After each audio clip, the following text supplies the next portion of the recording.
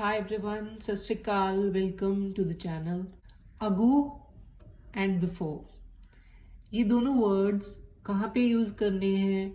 कई बार हम जहाँ पर हमें अगो यूज़ करना चाहिए वहाँ हम बिफोर यूज़ कर देते हैं और बिफोर की जगह अगो। काफ़ी कंफ्यूजिंग होता है बट बहुत ही इजी है इसका कॉन्सेप्ट समझना। तो पहले स्टार्ट करते हैं अगो से। Ago is basically an adverb, adverb की तरह यूज होता है ये। इसका मीनिंग क्या है? बिफोर द प्रेजेंट, यानी आज जो है, आज आज की डेट है, जैसे वी आर इन 2022 और अगर हम पीछे जाकर 2020 की बात कर रहे हैं या 2015 की बात कर रहे हैं या 2000 की बात कर रहे हैं तो पीछे पास्ट में चले जाना, बिफोर द प्रेजेंट, आज से पीछे चले जाना, पास्ट में चले जाना और स्पेसिफिक टाइम मेंशन करना, जैसे 2 साल, 10 साल, 1 साल, 5 दिन, 2 घंटे, 5 मिनट। स्पेसिफिक जब टाइम मेंशन किया जाता है अगो यूज होता है। अब कुछ एग्जाम्पल से इसको समझते हैं। आई मेट रमेश 2 years अगो। अब सिंपली यहां पर 2 साल मेंशन है कि मैं रमेश से 2 साल पहले मिली थी। सो 2 years का यहाँ पे टाइम मेंशन हो गया तो वर्ड आएगा अगो। सेम वैसे ही शी कॉल्ड मी 5 minutes अगो। अब यहाँ पे भी 5 मिनट का मेंशन किया गया है टाइम, तो 5 मिनट पहले उसने मुझे कॉल किया था। टाइम आ गया, पास्ट आ गया, पीछे आ गया, तो वर्ड आ गया अगो। इन पे हम बाद में जाते हैं। उसके बाद आते हैं हम बिफोर पे।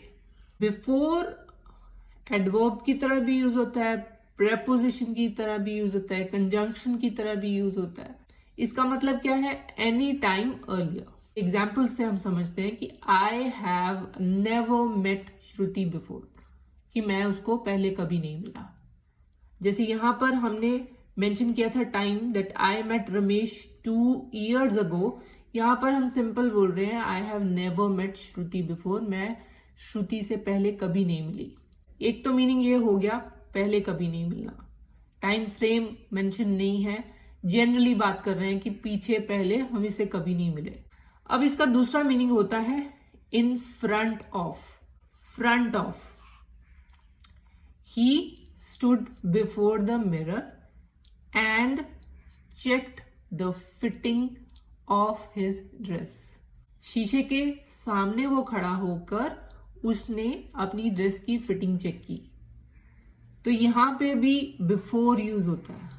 वैसे बिफोर भी यूज हो सकता है, in front of the mirror भी यूज हो सकता है, बट बिफोर यहां पे भी यूज कर सकते हैं। केवल टाइम के लिए नहीं यूज कर सकते, इसके लिए भी यूज कर सकते हैं। यहां पहले कभी नहीं मिली, पहले, और यहां पे सामने, he stood before the mirror and checked the fittings of his dress. Have you visited that hotel before or a store before? कि पहले तुमने कभी वो होटल पे गए हो या वो स्टोर कभी विजिट किया है तुमने? ये कोई सवाल पूछ रहा है। यहां पर कोई टाइम फ्रेम मेंशन नहीं है, जनरली पूछा जा रहा है have you visited that hotel before और store before। तब उसका रिप्लाई क्या होगा?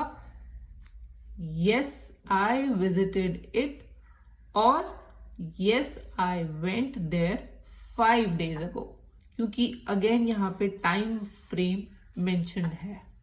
नेक्स्ट एग्जाम्पल पे अगर जाएं तो अगला है कि she moved to the new house 1 year before her family. अब आप कहेंगे कि यहां पर टाइम मेंशन्ड है तो बिफोर कैसे लग गया?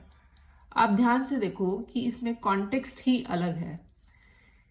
यहां पे कि वो she moved to the new house, उसने नए घर में मूव किया 1 साल पहले अपनी फैमिली के,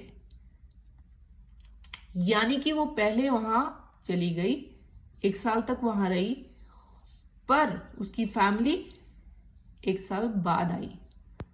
So she moved to the new house 1 year before her family. इसी चीज को अगर हमने अगो की तरह तो she moved to the new house 1 year ago. ये फुल स्टॉप आ गया. उसने बताया कि वो 1 साल पहले मूव हुई थी, पर यहां पे फैमिली के साथ कंपेयर करके कि फैमिली कब आई, उसको ध्यान में रखते हुए ये सेंटेंस कैसे बनेगा. She moved to the new house 1 year before her family shifted. यानी उसकी फैमिली के शिफ्ट होने से 1 साल पहले वो उस घर में मूव कर चुकी थी. I hope it is clear, ago and before.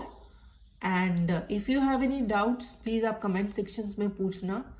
और साथ साथ ये जो एग्जाम्पल्स मैं देती हूँ आप उनको याद करो और अपने दिमाग में वैसे सेंटेंस बना के नीचे कमेंट सेक्शन में लिखो.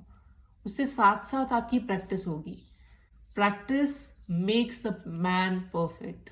प्रैक्टिस बहुत ज़रूरी है और उसी से ही आपकी लैंग्वेज पर होल्ड जो है वो अच्छे से आएगा. I hope it is clear. Keep learning. Good luck.